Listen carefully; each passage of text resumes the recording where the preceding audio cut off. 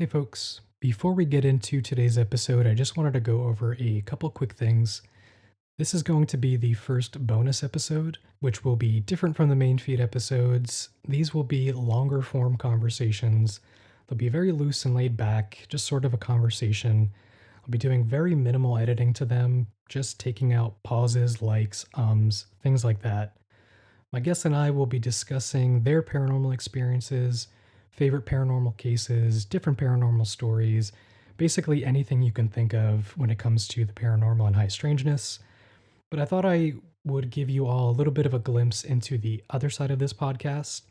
So, when I record the main feed episodes, this is kind of what it's like.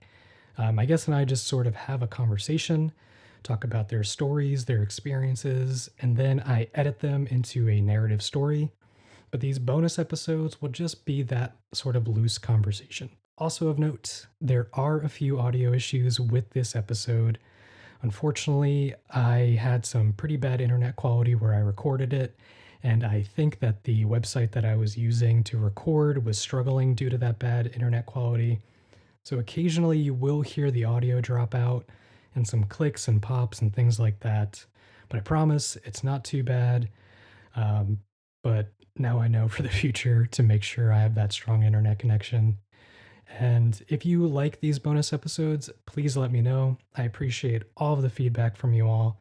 And if you'd be interested in being on one of these bonus episodes and not one of the main feed ones, also please reach out to me. Enjoy.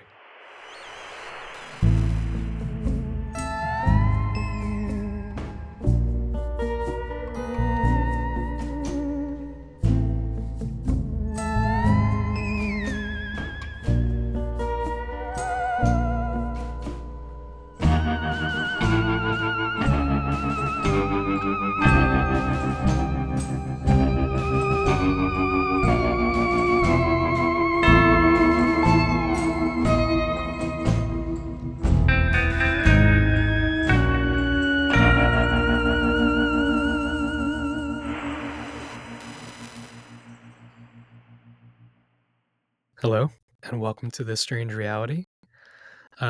We have a bonus episode today, and I am here with Liz, who is from episode 4 of the show called The Receiver. If you haven't listened to that yet, please go back and check it out. It's a really good episode. Liz's story is very weird and very interesting. But yeah, we're just going to have a very laid back sort of chat today. Liz had contacted me and told me that she had an experience recently that she wanted to talk about. And I'm really excited to hear what she has to say. And yeah, Liz, do you want to go ahead? Hi, everyone. I'm back. I hope you're ready to talk about ETs because that's what I'm here for. And if you haven't listened to episode 4, I'm going to cry, so you better go listen to it if you She haven't done it already. she will. She told me. She's gonna cry and cry and cry. Boost those numbers. No, if you don't listen to it, that's fine. Just No, don't listen to him. You have to listen to it. or what she said. All right, Liz, take it away. Let's hear this new story. All right, so today I wanted to talk about my S's method sessions as it pertains to aliens and extraterrestrials, however you want to say it.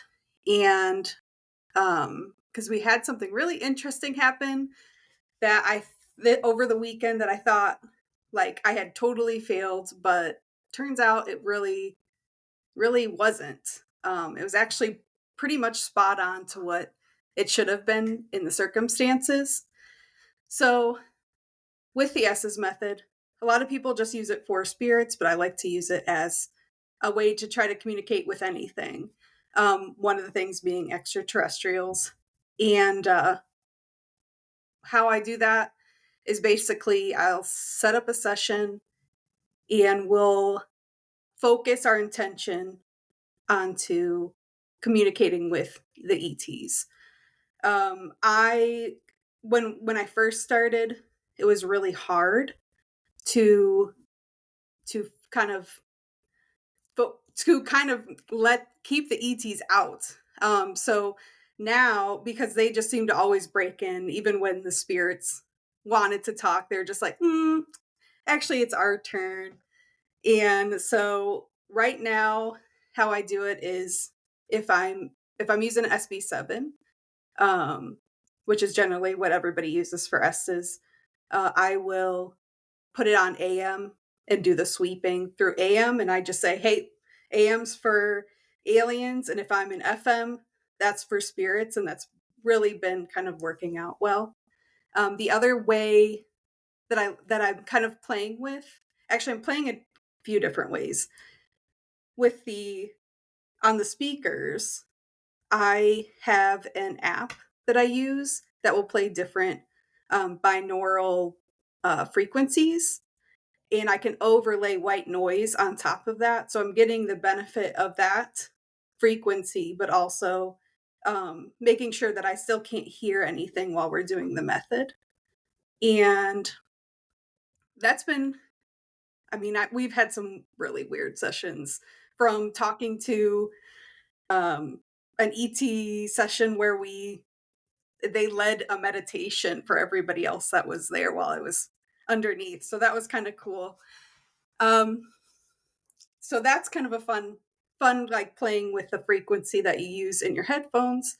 But I've also done I have goggles that I'll put on that they were clear, but I sprayed them with red matte spray paint so that light could come through, and that's supposed to give you like visions.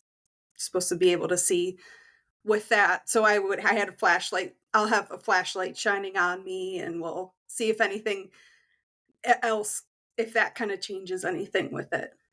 But in general, I would say for ET sessions, we usually get maybe usually one or two different types come through at a time. And that is not what happened this weekend. And it was in front of people that I didn't really know.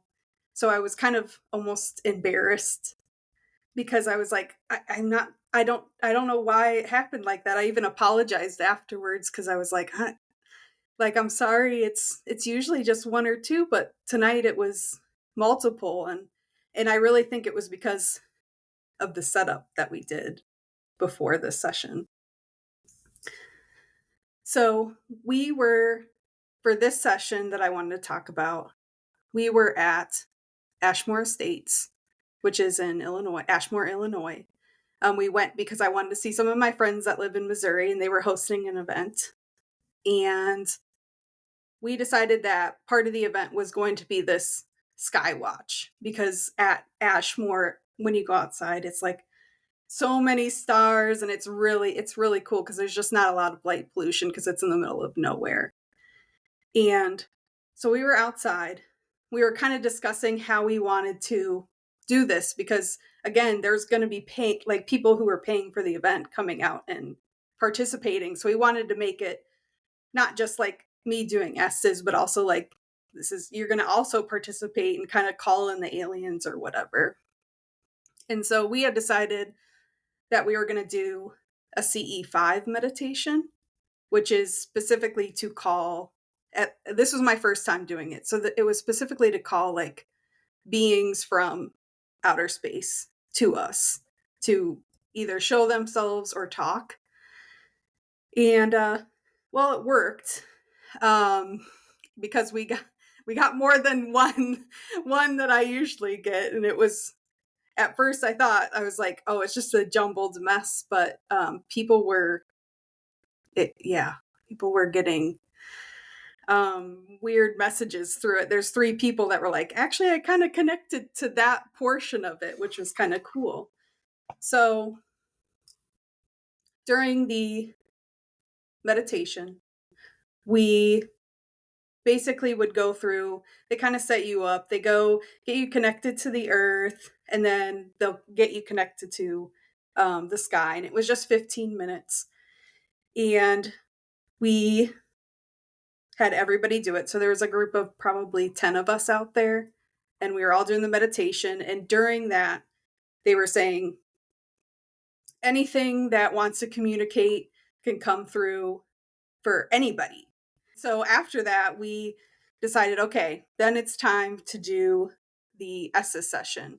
So I strap in, and weird things were happening during the Esses session that I'll mention later, like as but so I strap in, I'm doing it, I'm talking, I'm saying what the aliens are telling me, but I just noticed like it's kind of like I'm connecting to different things. Things are popping in or out. Um, and it just didn't feel like I could capture them long enough to get them to say something that was like meaningful. And so I just I just said, "Oh, it's like I just apologized after," which I shouldn't have done because that's just it. I can't force anything to come through. But it was just I was just like, I don't know. It's nothing really that stuck out to me came through or whatever. Even though it's not my job. I'm just there to kind of communicate with it. So Patrick, my husband, was sitting near me, and he gets freaked out being outside at night. And we were surrounded by cornfields, which we were cracking up because we're like, what if there's a crop circle the next day in the cornfield? There wasn't, but it would just be funny. I would be But when more I, concerned about people coming out of the cornfields. I know they had a little sign that said "Watch for children" Oh, next to the geez. cornfield, which is amazing. But so we were. He noticed that as soon as I started Estes, the wind like picked up. So that it was just he was like he said he kept looking behind him because he was expecting something to come out of the corn because it was just so loud when I started doing that. And I my one friend had channeled a piece of art, a painting, and that when we kind of were experimenting it with it, we think it's to summon physical craft, which I mean, we're dying to see one. So we're like, okay, we're gonna put this painting wherever we go. Haven't hasn't worked yet, but I had it outside and I had put quartz around it because I just read that maybe that's something that aliens like. So I just was like, why not? Can you describe the painting? Yes, actually. So it is a series of. I'm seeing if I have it here. Oh. So it's a series of triangles that are all different colors. Um, and she also channels light language, which I haven't really researched too much, but it's just um, supposed to be kind of like a higher vibrational, it's like little symbols. So she'll channel those into the painting. And after she's done, um, we just try to figure out what it's for. And that's what this one was supposed to be for. I'll send you a picture. Yeah, I want to see it. When I find it. I was like, I know it's in here. I think it's in my bedroom right now, which probably isn't the best place for Probably not. You probably don't want to cover. So have an alien summoning painting over the headboard of your bed. nothing's happened yet, so we'll see.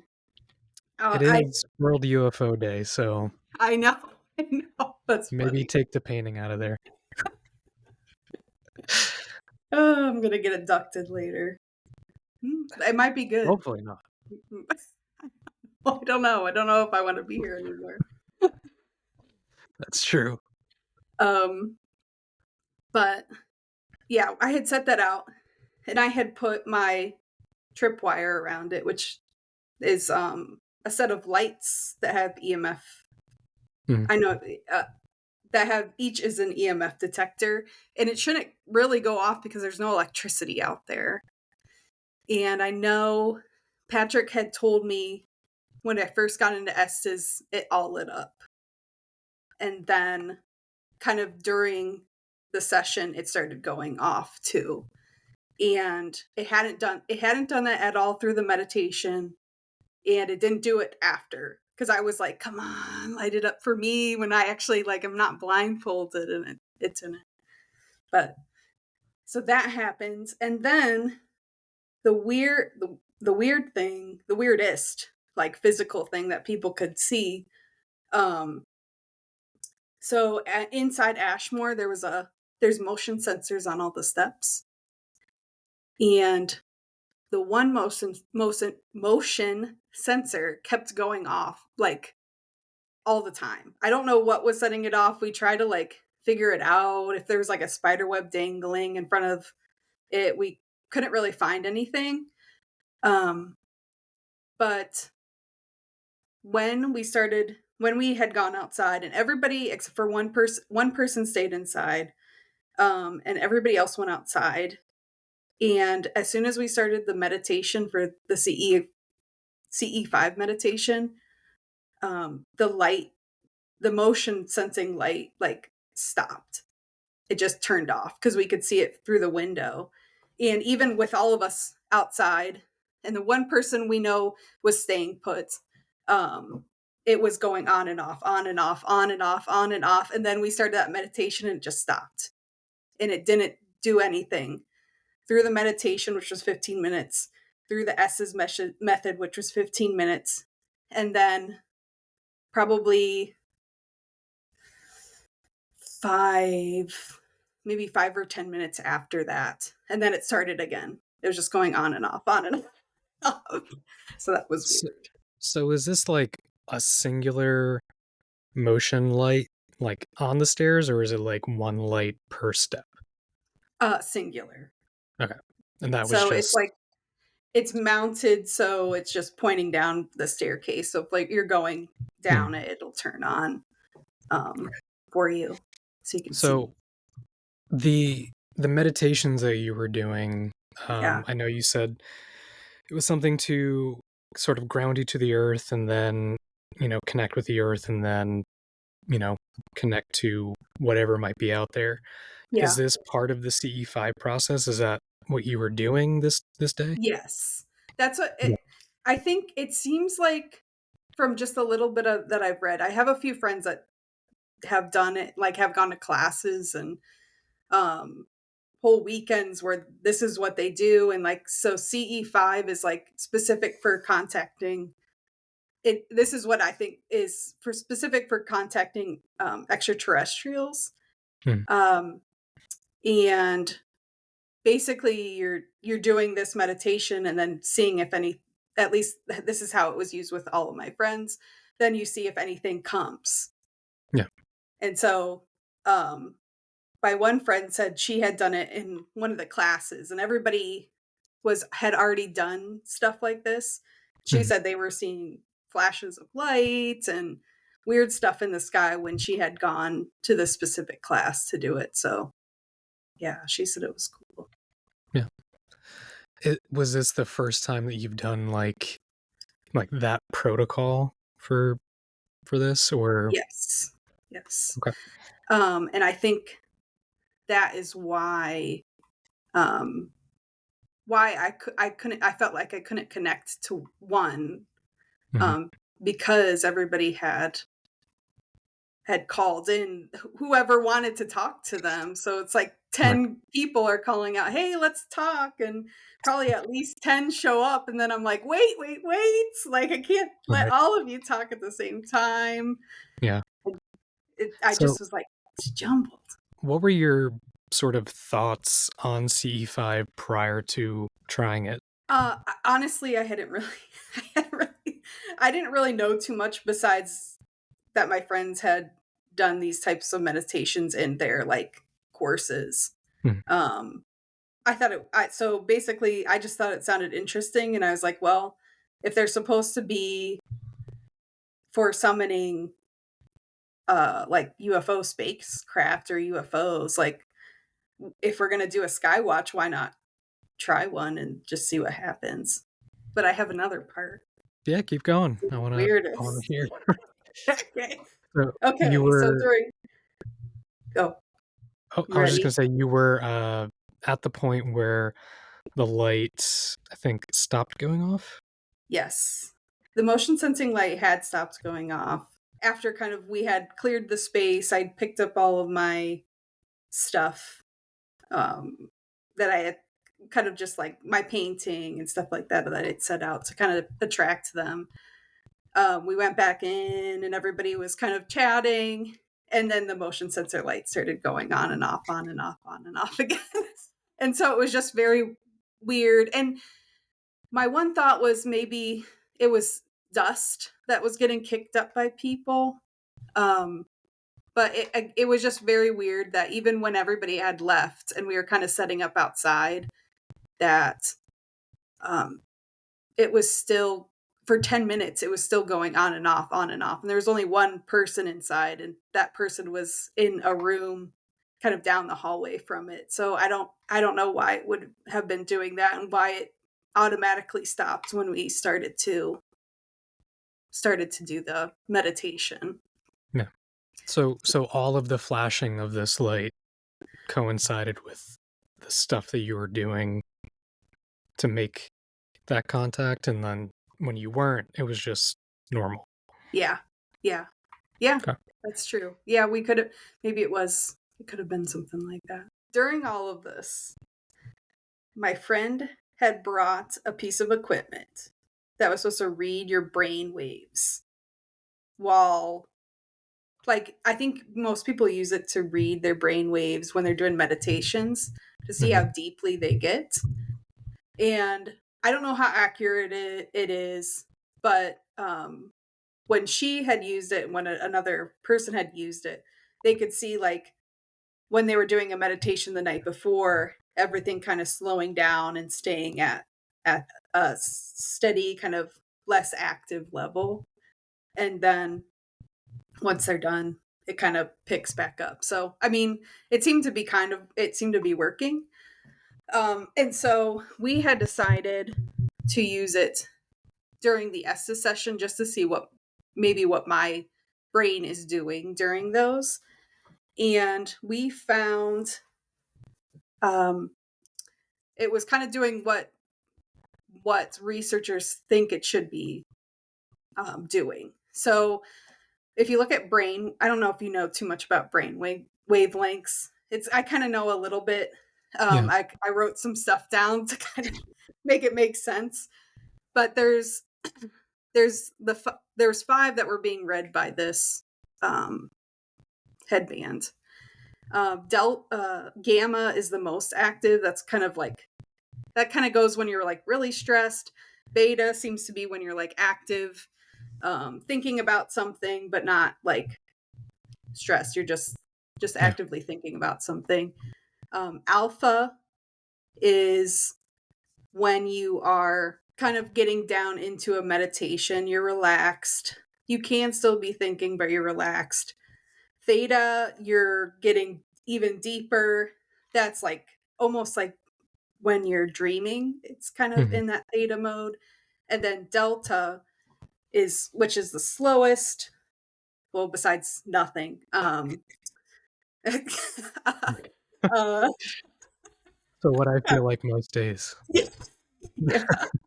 that's like super deep. That's like when you're in super deep sleep Mhm. and like nothing's really. It's kind of it looked when I was reading a little bit, it said like this is when your body's kind of healing itself and stuff like that because your Yeah. brain's not like super stressed about And, like, anything. super, like, hyperactive. You're just kind of in a rest area. Yes, yes.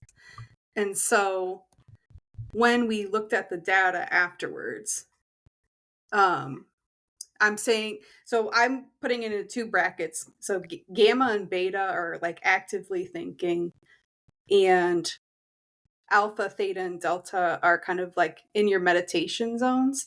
With theta is probably the most common one that like if you're really practiced, that's kind of where you're gonna be most of Mhm. the time. If you're really practicing meditation, and it's where you're supposed to be able to astral project. So that's why like a lot of people are interested in kind of that theta brain wavelength Yeah. because of that. And during the meditation and the S's session, it kind of broke it out into percentages of where you were at. In the less active states, that I was in that about 80% of the time for all of those, with 50% of that being in theta, which was really interesting. Yeah. And 25% of that being in delta. So that's even like deeper.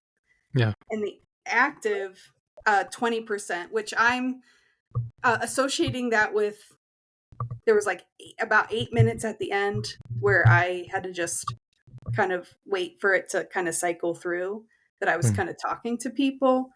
And obviously outside you're getting grass poking you and bugs sometimes crawling on you, so your brain's going to freak out a little bit from that. But the majority was in that meditative state, which I was kind of excited about because I am always anxious. And Mm. so I thought, oh, like I'm going to come out and it's going to be like all gamma and beta, which isn't bad, but it's just not where you, I I don't know. It's not, I guess it's theoretically not where you want to be Yeah, when you're doing it's not that stuff. ideal for where it's not ideal for what you're doing, basically. Yes. So when I'm doing the S's method, when I talk to a lot of people about it, they say they get under, they're down into like that meditative space, and then they stay there and they can't remember what they're saying or what's happening or anything. But like for me, um sometimes I feel like I'm not, I will, my consciousness will jump in if something's not making sense, and I'll just be like, say something that'll make sense, and then it jumps back jumps back Yeah. down. And it was cool watching the wavelengths um in the headband go up and down, up and down, up and down, because like I could almost see when I was being like, when it, like for the aliens, I was like, you guys need to figure out who needs to talk and just pick one. And then when I would drop back down and then come up with, and then say something um, to the group. So that was just really interesting.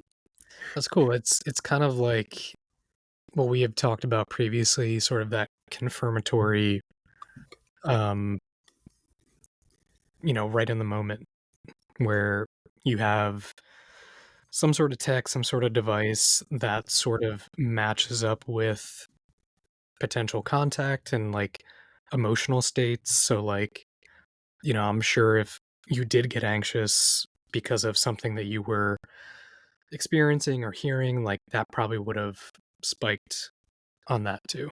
Yeah. Yeah. It was really interesting. Now I'm like, do I need to spend $200 to get this brain wavelength headband? Yeah, I'd be able to just wear it every you might as well. time. Why I not? mean, what do we have to lose at this point, right? I know. It's just so funny.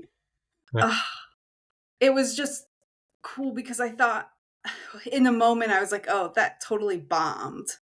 Yeah. Um, and then after thinking about it, it just, no, it happened how it was supposed to happen. If we're gonna call multiple things in, multiple things are gonna show up to talk.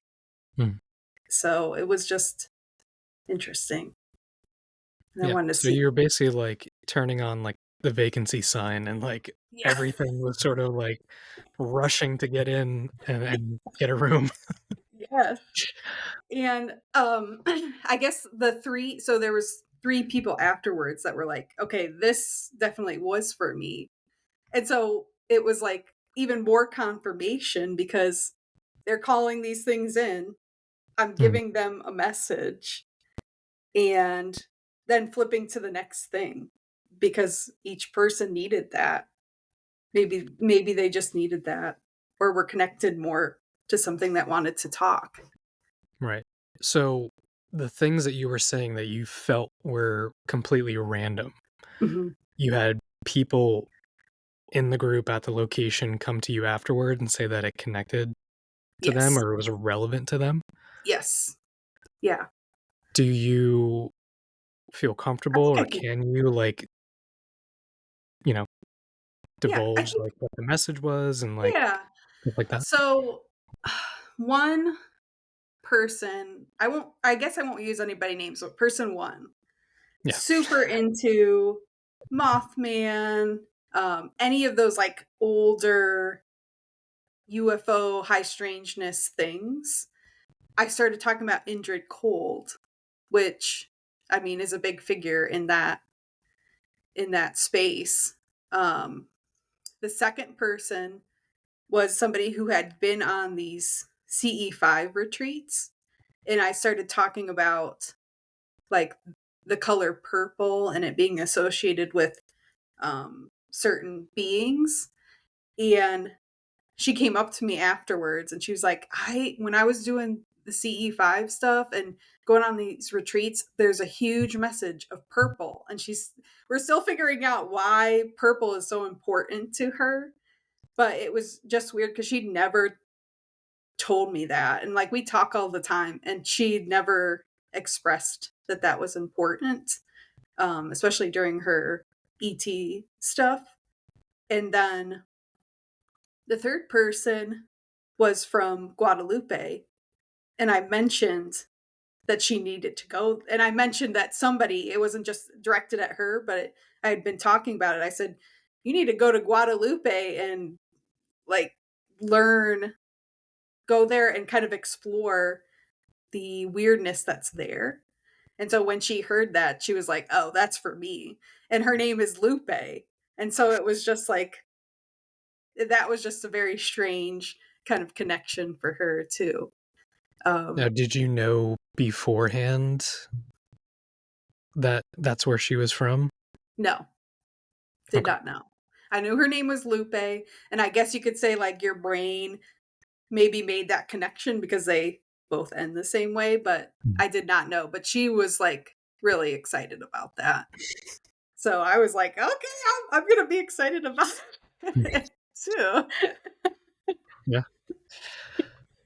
Um, so what were you feeling like during this? Like, I know, like, afterwards you said that you felt like it was kind of a bust and you weren't really getting anything of value. Like, do you have any recollection of what you were feeling like in the moment as you were doing this? So a, this session was different. Usually when I go, I will. I felt a lot of energy swirling around me, which usually isn't helpful because when I'm connecting to one thing, it stays in place and I can kind of concentrate on it. Mm. But during this, energy was swirling around, and I was super cold for this one. And it was hot. It was like a 90-degree day, and we were outside. It was probably 80, still 80 degrees at night. Yeah. And I usually run hot. So that it wouldn't really make sense for me to be, like, almost shivering because I was so cold. Mhm. Um, which could connect to, possibly, to the brainwave lengths. Because if I was in that meditative space, I don't know if that kind of can affect your Like body I guess if temperature? you're how active, like, your body is. So I would say it was just a lot of swirling energy, and I was just shivering because I was so cold, and it was just hard to capture any kind of concise thought or feeling from the I ET vibration, I guess I'll call it Yeah. call it that. And so this whole thing was done outside at night, Yes. very hot out. It's been extremely hot, like, everywhere. So, even at night when it Yeah. should be cold, it's still like 86 degrees out. Yeah. Um, how many people were sort of in that group, like the general group where you were doing this? I would say probably 10. There's 10 people. There was 4 that had been doing kind of paranormal stuff for a long time, and there was 5 completely new people. I think this was even their first investigation, or like they were just starting. I kind of felt bad for them because I was like, "Wow, you're really getting into it. This isn't your Hell of normal." a way to start. So I apologize at first. This is has a little bit more woo woo than you normally get, but Yeah. but yeah. So there was 4 people that knew what they were doing. Well, no, 6 people that knew what they were doing, not including me and Patrick, and then 5 that were brand new. So 13 people, Pretty big right? group. I know.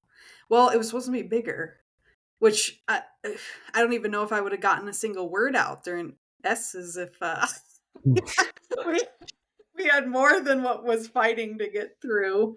Yeah. Um, So do you feel that when you were doing this session, yeah. the do you feel like the people that were sort of surrounding you while you were doing it were affecting how much energy was coming at you and how many, like, messages were coming through? Do you feel, like it was whatever was coming through was meant for all of these people?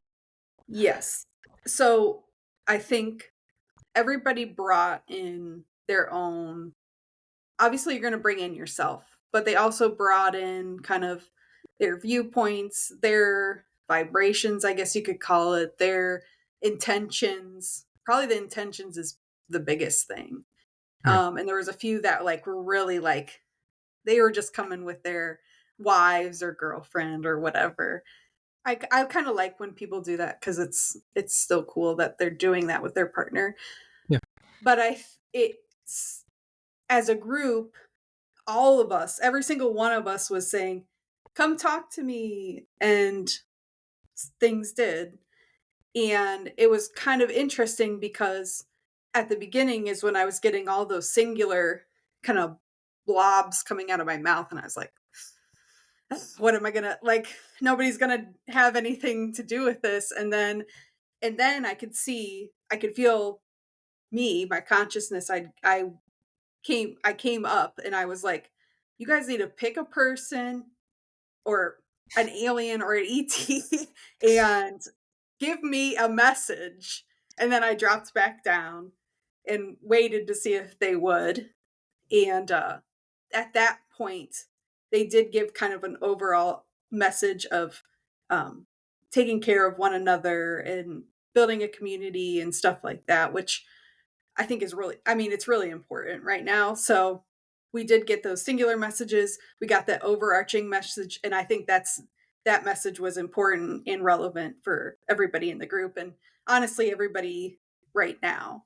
So Yeah. that was kind of cool for that to happen. I wasn't sure if they're going to get their shit together, and they decided that they would at the last minute. They're like, all right, we got 1 minute left. um It was fun.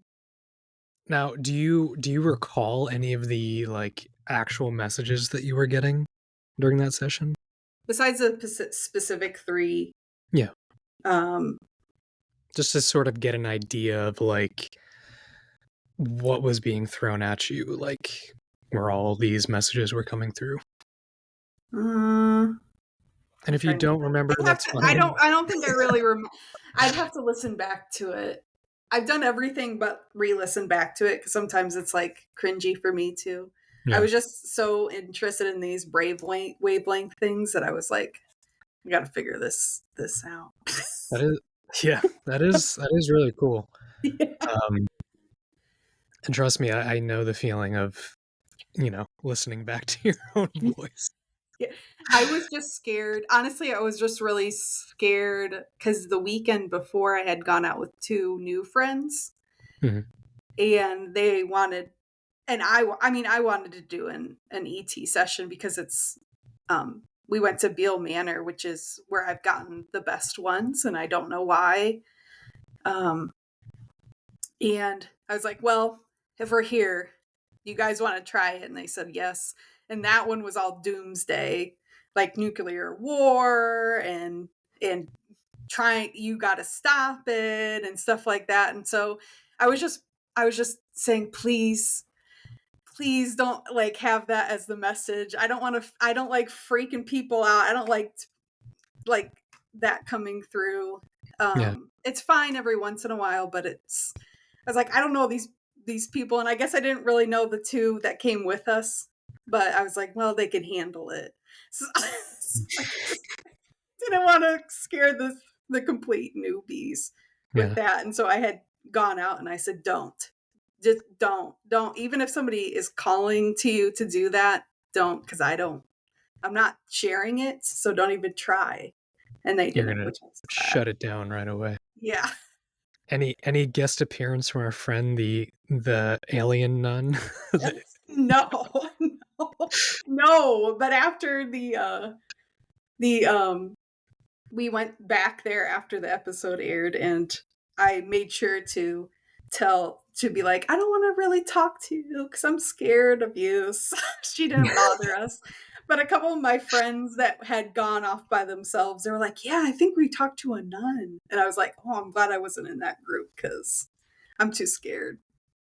When you were under in this session, is there Yeah. anything else that happened that you haven't brought up yet? I don't think so. It was just a lot of weird that like things like the EMF lights going off in the middle of a field and the motion light stopping Hmm. and the wind obviously picking up enough so that it scared Patrick. And I've been on an investigation with Patrick, and he seems pretty, you know, unaffected by by all of this stuff. He usually is. If it's outside though, he doesn't want to hear rustling. He's ready for coyotes to come and attack him. We don't know why. That's why like I need somebody to go with me to go find Bigfoot because Patrick won't go with me. So I got to Yeah. find somebody to do that with. Sorry, there's a train coming through right now as we're talking about all this Oh, being that's outside. perfect. Patrick likes trains too. I think he made it happen. He He's did. downstairs thinking about What trains. what's the name for train fans? Didn't you post something Foamer. about that? What is it? Foamer. Foamer? You, yep. Because you foam at the mouth when you see trains. Well, he would love this because it's super loud and it's literally like right outside the door here. So I'm interested in some of the history of this location. Do you Yep. have any sort of information on like what it started as? What did it become? Like, I know a lot of places start as one thing and then they become like, a personal residence or, a boarding house or things like that. Yeah. So Ashmore Estates was a poor farm, an almshouse. Um, and basically you could go there and live as long as you would work too. So they would have farms and everything to kind of provide food for the place. And it was that for a very long time. And then it turned into a facility, like a hospital almost for people who had like mental disabilities. Hmm. And it was that for a really long time. And then pretty much it closed. And at some point it became a haunted house. And then Robin bought it and he has been kind of like fixing it up, and he has put in a lot of work into it because like the roof was caving in and everything like that. Yep. So that's kind of just a brief history, but that's kind of general thing that it was. Right. Do you know when it closed? I can't remember. I have it written down somewhere, but I'm It's sure okay. it's written down on their website, but Yeah. I do not. I do not So remember. after it closed, it turned into a haunted house. I think it sat empty for a while and then it turned into a haunted house, like with Now, props and everything like that. right, and like scare actors and all that. Yeah, and all the windows were like board. I think there was only, he said only one window that you could see through. Everything else was boarded up to make it Great. pitch black inside. So that brings me to this question, and I'm really curious about what people think about this. Mhm. What do you think about a location, whether it was, a public building, whether it was like a boarding house, hotel, hospital, or a private residence, when it becomes that attraction, that it becomes a spooky haunted house, and there's people who are intentionally scaring other people, there's people getting scared. What do you feel like that does to the energy there? So, I think what happens is because everybody's getting scared, I think the correct term is that we create this spooky, creepy those shadow figures Yeah. and the creepy crawlies on the wall, like the egregores. Mhm. I think basically at any haunted house anywhere, even if it wasn't at a location that was supposed to be like actually haunted, um, once that's set and you get people coming through, you're gonna get scared even if nothing's happening. I mean, just because we imprint our I think, like, we'll imprint that energy into the building, and basically, it'll play it back to us, and so if everybody's picturing, like, this scary, let's just say a scary Mhm. tall shadow that crawls across the ceiling at you, it's gonna start happening because that's what everybody's picturing, and so I think when you add that haunted house element, that's just gonna amplify anything that anything that you can think of that is gonna be scary, and maybe it'll change for Mhm. the person, Right. um, to scare you because that's the energy that's there. Uh, So it basically becomes like ingrained in the DNA of the location, whether yes. it's a home or like a Chipotle that's Yeah, now a haunted house. yeah. Uh, I actually heard I don't remember if it was this location or not, but it was another locate it was either this one or another one that it was haunted, became a haunted house, and now it's kind of back to just being like a haunted location that you can investigate. And people said when they first started going, a lot of scary things would happen. And as the years have gone by, less and less scary things um, occur when they're investigating. mhm. So I just think that, I mean, maybe once you kind of get out of that haunted house atmosphere and you kind of move it, and if you move it into more investigation, people are going at first, they're going to be scared, but then you're going to actually have legit people that are like, what's going on here? Mhm. And more people will say, what's going on here? And it kind of dissipates out. So now, like, I mean, for me, when I'm there, I don't think there's been a spot where I've been scared. There's been a spot where I felt watched, Mhm. but that would kinda make sense if something's there, but nothing like creepy crawly like, um, they used to have. That just shows, like, our energy can, um, almost heal Yeah. a place. So you think that like we can fabricate these, energies and characters and then essentially just like undo that by stopping, basically. Yes. For sure. I if there's anything, like, that I can believe in, it would be that. I mean, I've seen several story instances of stories from investigators that I trust and that I know, like, really just wanna get to the bottom of things as much as we can, that have gone through similar experiences and have turned these scary places or things into things that like you're excited to investigate because now it's you kind of washed away that horror and now you can get down to the nitty gritty and see what's actually there. Yeah. So what do you think in a location like this, these sort of like manufactured energies, egregores, whatever you want to call them, what do you think that does to the energies or spirits, if you want to call it that, that were already there at the location?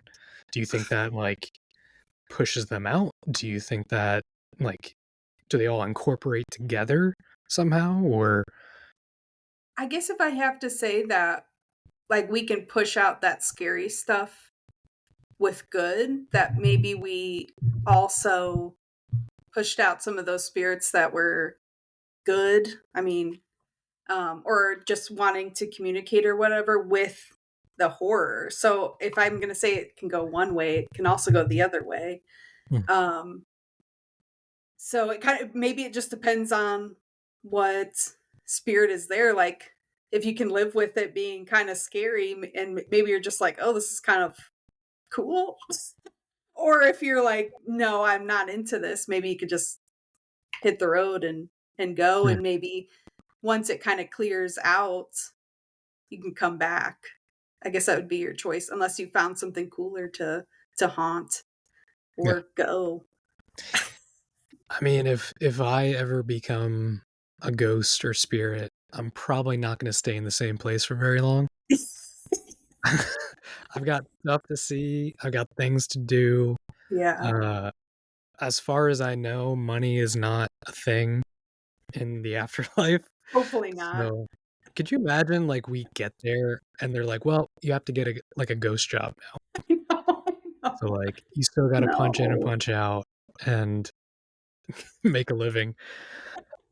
You Um, have to go to the locations and haunt them. yeah. What if that's how they get paid?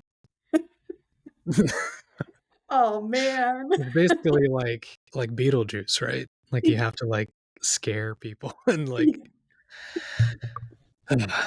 Yeah. um yeah, I think it's really interesting looking at locations that not even necessarily becoming like a haunted attraction, but even just changing the function of the property.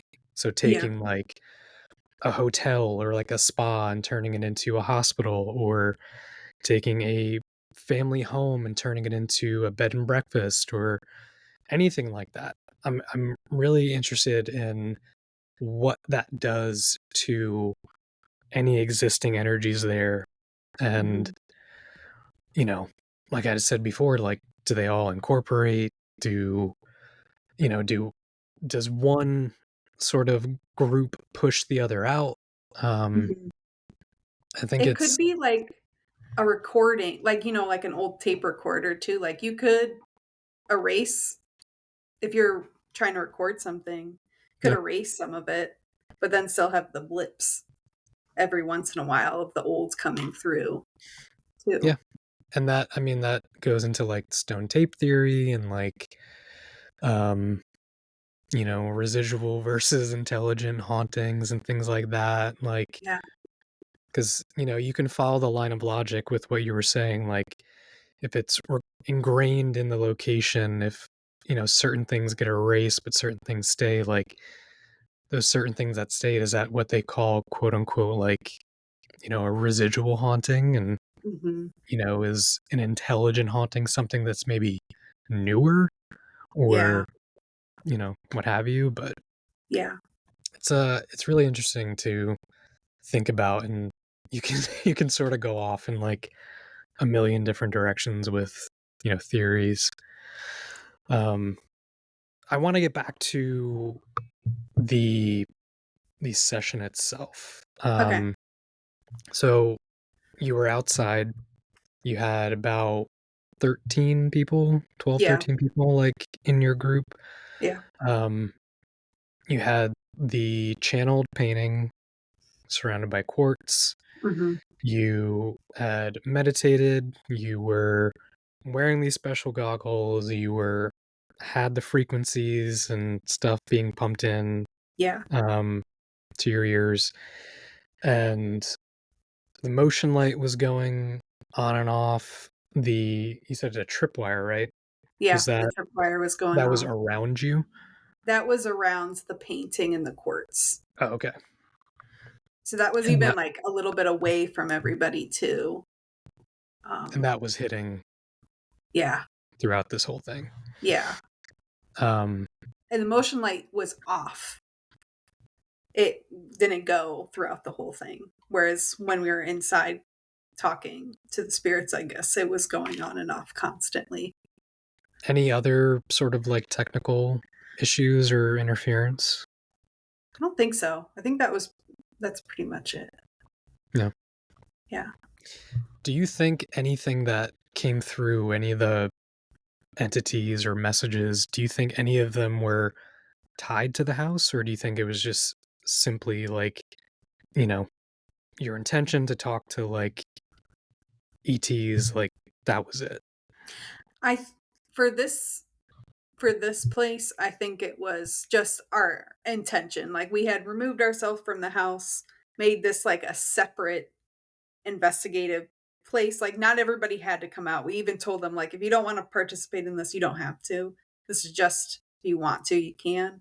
We like made it separate from the house. Like we were on the property, but I don't I haven't heard of anybody getting anything ET out there. So I think at least to me it was completely separate from the from Ashmore Estates. But we did have other. I didn't do any S's inside, but we did have other people in our group that were doing it inside and like giving spirits the time to if they wanted to Yeah. communicate that way. And they were presumably getting information or messages that were related to the location. Yeah, yeah. A lot of it was weird. A lot of names were coming through and a lot of numbers. The numbers thing was very weird to me. Like I was hoping we um because she was just spouting out random numbers that I'm gonna have to go and like look at because I was hoping they weren't kind of connected to alien because I always think like kind of mathy stuff Mhm. is that, and I don't think she usually ever gets numbers, so I was a little bit worried that after we had been outside that she was still a little bit connected to that. Maybe um they're the winning lottery numbers. maybe I should have written them all down. Maybe this is how you get your brainwave headband. Um, Oh, okay, so during one of the ESSA sessions afterwards, inside, different friend, we're communicating with spirits. She said my name, then said that they were afraid of something that I did. And I realized that I hadn't warned, just like how I did with Willis House. I hadn't warned, and with Beale Manor, this has happened. I hadn't warned them that that's what we were going to do. And I felt really guilty for these poor ghosts that were in Ashmore Estates because they were telling me that I had scared them and I really didn't mean to. And I think it was connected to that, or it could have connected to the ghost costume that I was wearing earlier. So maybe I scared them with that. But I have to make it part of my ritual to warn. And I would do this for everybody, even for you, if you start doing alien stuff, warn the spirits that you're going to be doing it because I've got this is my third time now that I've gotten that something is afraid. And I don't think I come off as scary. So I don't think it's me. And I think it's the aliens. And honestly, I would be afraid of them too if I I didn't know. mean, I mean this in the nicest way possible. You were one of the least scary people.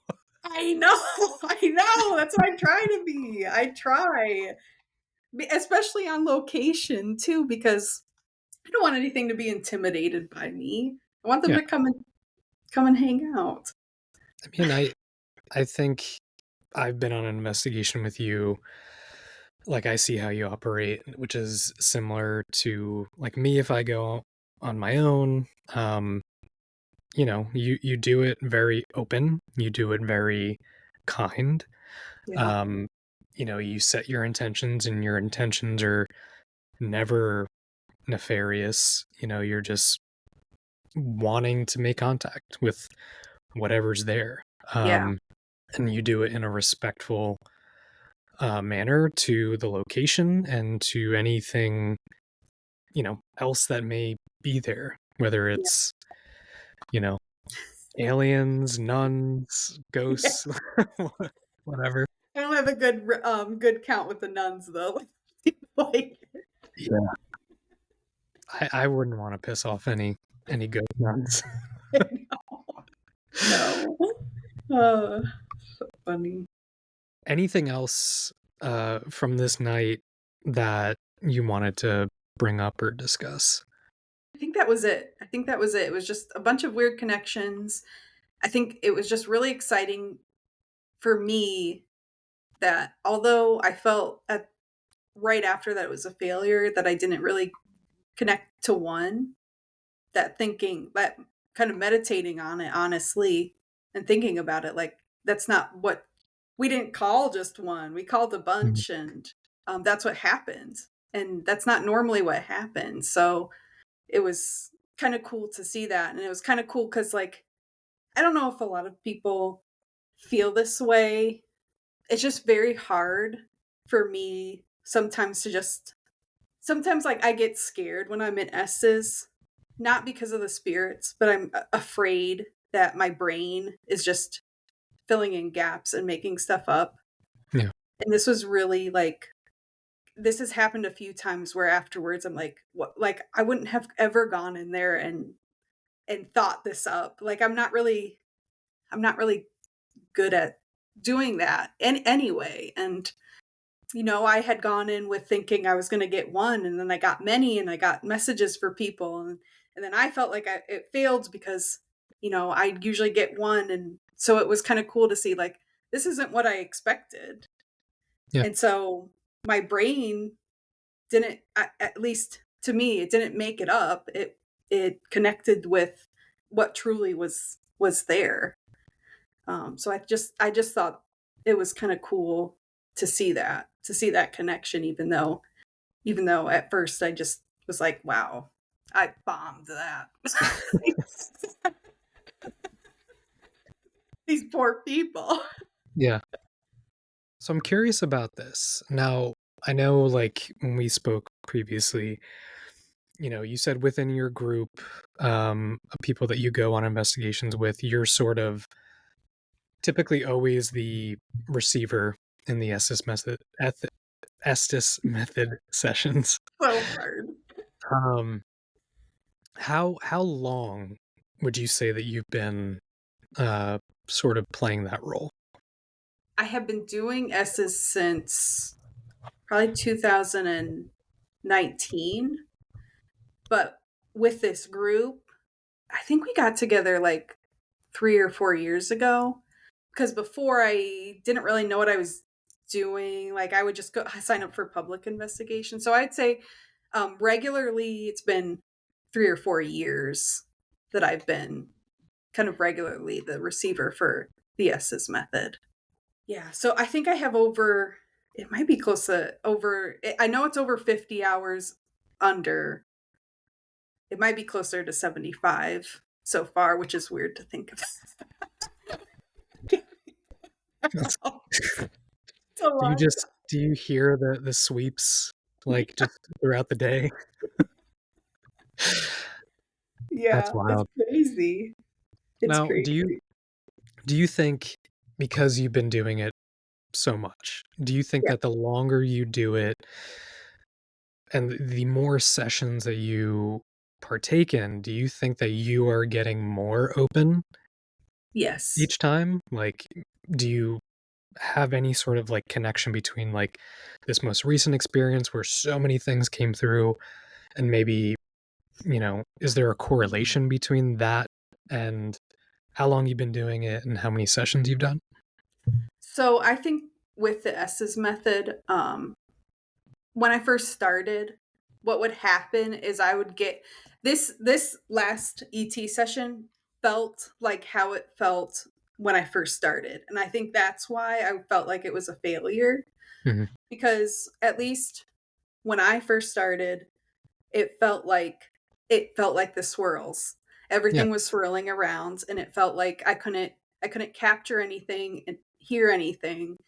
So I would only say a word every once in a while. And I mean, sometimes they would be relevant and sometimes they wouldn't. And that's just practice, kind of listening. Hmm. Um, and as it's gone on, now I know by the feeling if it's going to be a good session or not. Because when I try to connect with one, I during an Estes session, I try to connect with one thing, maybe two, even not just for ETs, but spirits, because I think it's important to try to get them to tell their story, and at least get them to try to say a few things about themselves so that if we want to, we can go and try to find them or research them. But sometimes it doesn't come up with anything. And sometimes, I don't know. I don't know if it is any correlated with a person saying, but it could be a person from wherever because we invite whoever wants to come. Hmm. But usually now, when I do it and I really connect to somebody, I'll get sentences, which is cool. But like with this, it felt like the beginning where I was just getting blobs of information that didn't really make sense. Whereas now I can focus, and I've learned to learn the spirits, or the spiritual plane or whatever has learned I want to talk to one person or a couple if needed be, but they have to like give me information that's relevant or communicative with the people that are in the session. Hmm. um Whereas before it was just swirl swirl swirl, blah blah blah, and then out the door. And I think just being strict with setting boundaries with that and being like, nope, if you're going to come and say something to me, you need to say something. You just need to give me a few blobs and then you can leave if you want to, rather Yeah. than just shout a word at me and then be gone. So, I mean, you really see it as like skill to be able to like hone in on these certain energies or entities during these sessions. And Yeah. I mean, it's also like, learning to collaborate too, because I know just from the few times that we've talked about like your different sessions, like you're passing along the information that you're Yeah. getting or the words or sentences, but you're also doing like you're communicating with whatever's there by like setting those boundaries and saying no, we're not doing that. And do you think that it's just like any normal skill that you can just like practice at and kind of build up those muscles, Oh, those yeah. psychic muscles?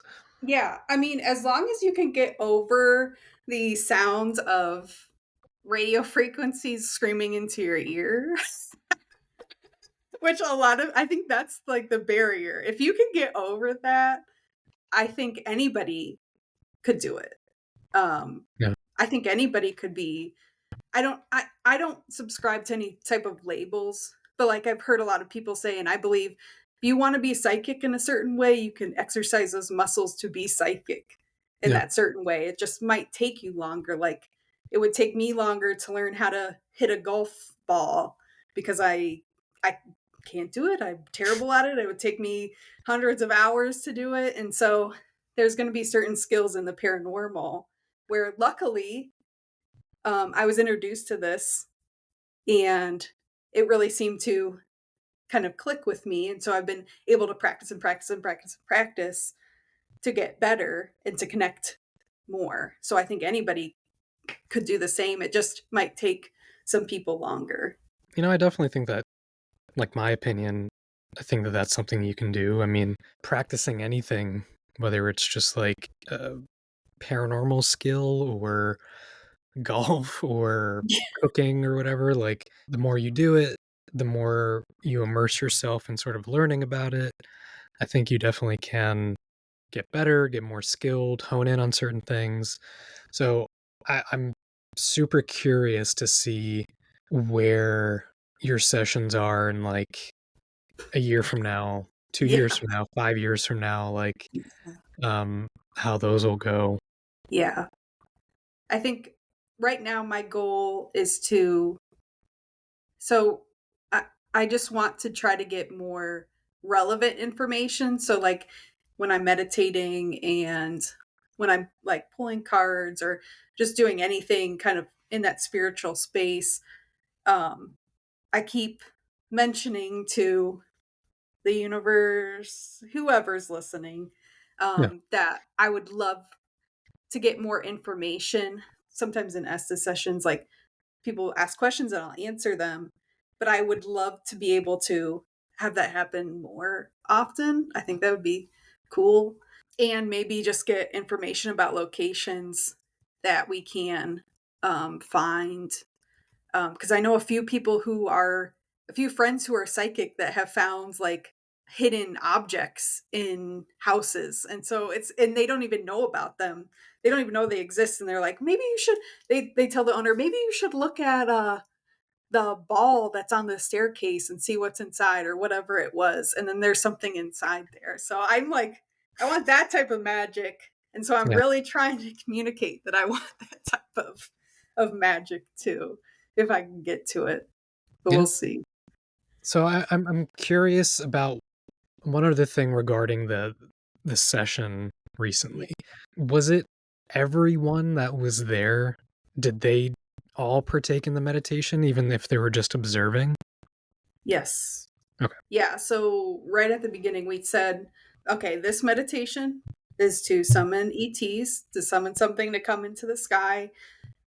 If you don't want to participate, or if you don't feel like you're connecting to that, we're not going to judge you. Go investigate the house or whatever, Yeah. and that's fine. And so we gave that out to everybody, and they stayed. And I mean, one person didn't even do it, and we didn't. It's fine. That wasn't part of their journey for this one. Everybody stayed. Everybody hopefully did the meditation. I mean, I can't look into their brains to know if they actually actually did it or not, but that was the So intention. you didn't like pass around the headband with the brainwaves for You everybody? should have. You have to reach theta before you can leave. Well, if you did get winning lottery numbers that night, everybody could get a headband, That's true. and then you That can is make sure true. everyone's meditating. Yeah, that's what I'll do Um, with my lottery money. uh, you know, I have my own opinions on CE5, which Yeah. we won't get into. Oh, we Um, can get into it if you want. I honestly don't know too much about it. well, um, do you know like who created quote unquote CE5? No, I don't. So, Is it somebody terrible? uh, Oh no. Somebody terrible. so it was created by Stephen Greer, who Mhm, says a lot of things, makes a lot of claims, film appearances, TV appearances. Um, he's also really wrapped up in the government involvement with UFOs, and mhm. I will never be able to tell you what anything is. I'll never make that claim, Yeah. and the people that are making those claims are not people that you want around you. Yeah. So, Yeah. um, I just anybody involved with like the government, whether it's intelligence or defense or any sort of like government funding for experiments or anything like that, I can't in good conscience believe anything they say. Yeah. um I think it's just, for me personally, I think it's the money thing. Like, Yeah.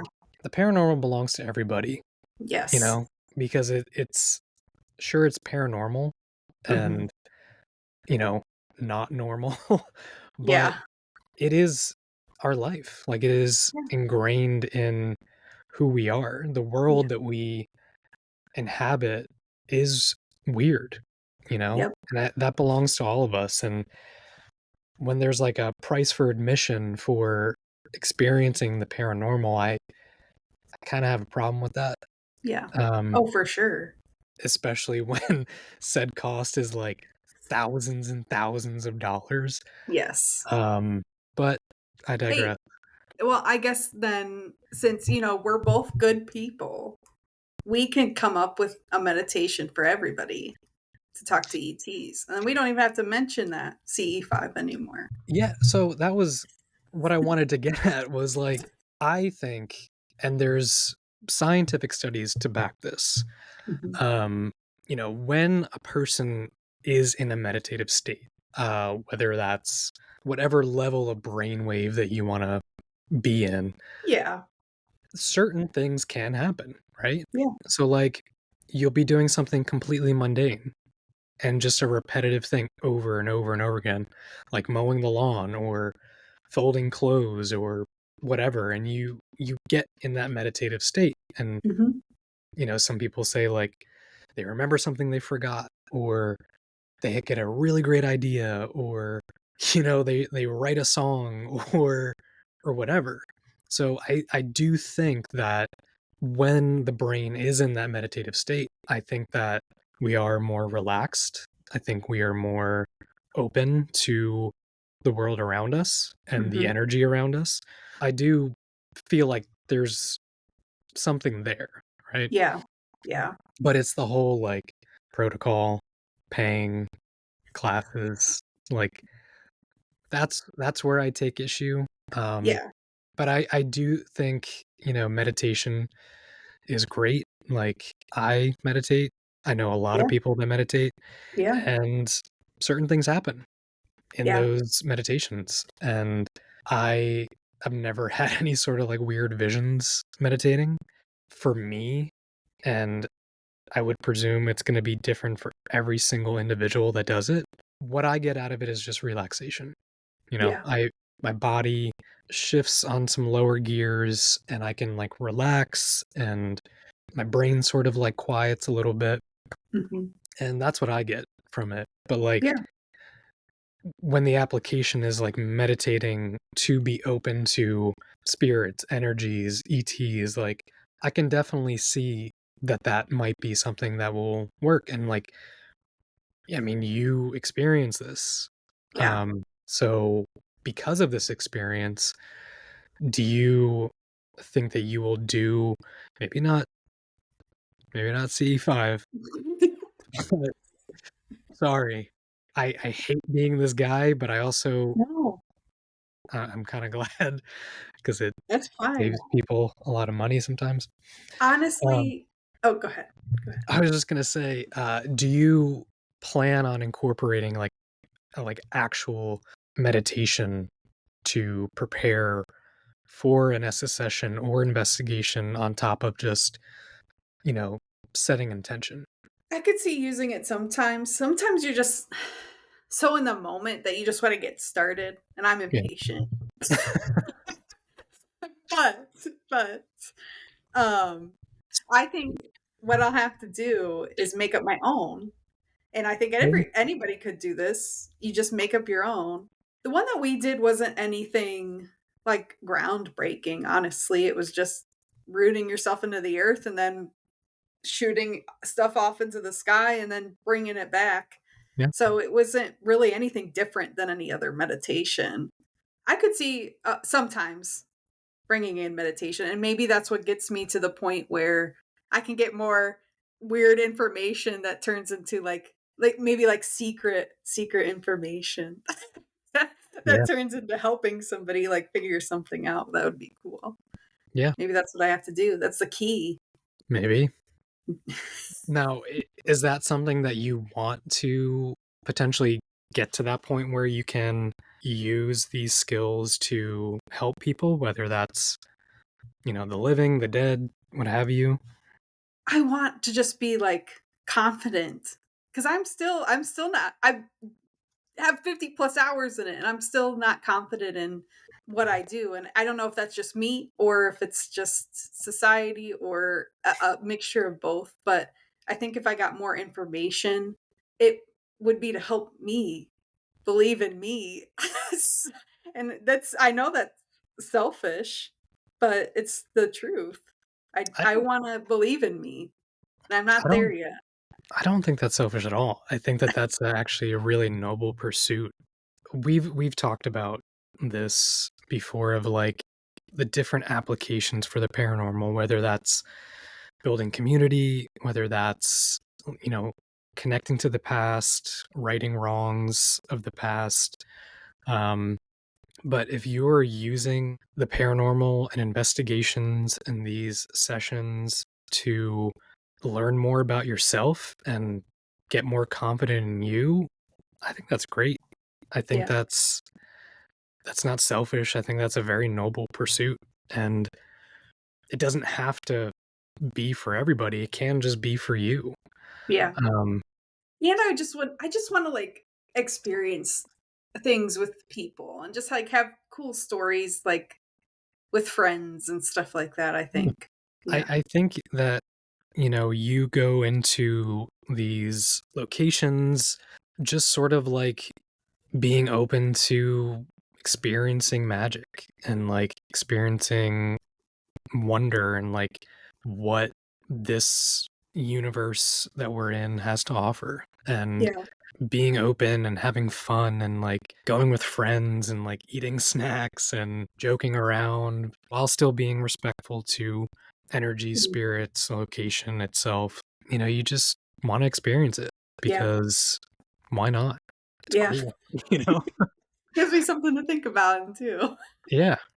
And, you can have these experiences and then, like you said, like think about them for like days on end. Like, what did that mean? Like, does this actually mean anything?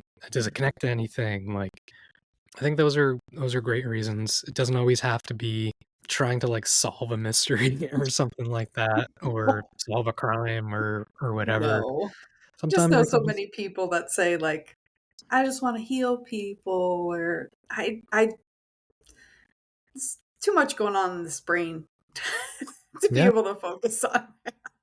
Hey, I hear you. I just It's want to have fun.